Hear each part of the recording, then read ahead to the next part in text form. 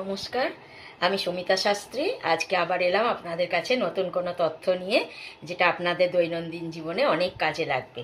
তো তার মধ্যে একটা তথ্য হচ্ছে যে আপনারা এটা করতে পারেন, যে যাদের দেখছেন যে তাদের মানে অর্থনৈতিক অবস্থাটা মানে ঠিকঠাক মতো নেই, মানে কখনো ভালো কখনো খারাপ, কখনো ভালো কখনো একদম খারাপ, আর ভালো হচ্ছে না, এইরকম যাদের পরিস্থিতি হচ্ছে, তারা এই উপায়টা করতে পারেন। আপনারা এটা করবেন যে যে কোনো বৃহস্পতিবার বা শুক্রবার আপনারা মা অষ্টলক্ষ্মীর পুজো করুন। কিভাবে করবেন সেটা আমি আপনাদেরকে জানাচ্ছি। আপনারা কি করবেন, এক মুঠো জব নেবেন, জব নিয়ে সেটা প্রদীপের নিচে রাখবেন, রেখে প্রদীপটা জ্বালবেন। প্রদীপটা জ্বালানোর পর মায়ের কাছে প্রার্থনা করবেন যে যাতে আপনার অর্থনৈতিক অবস্থাটা ভালো হয়।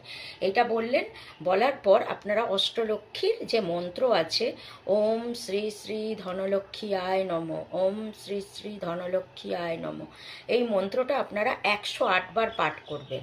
আর এই নিয়মটা আপনারা 43 দিন করবেন এক নাগারে।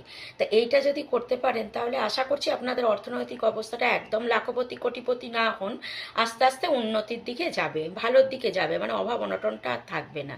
তো আপনারা করে দেখুন, ভালো থাকুন, সুস্থ থাকুন। আজকের মতন রাখছি।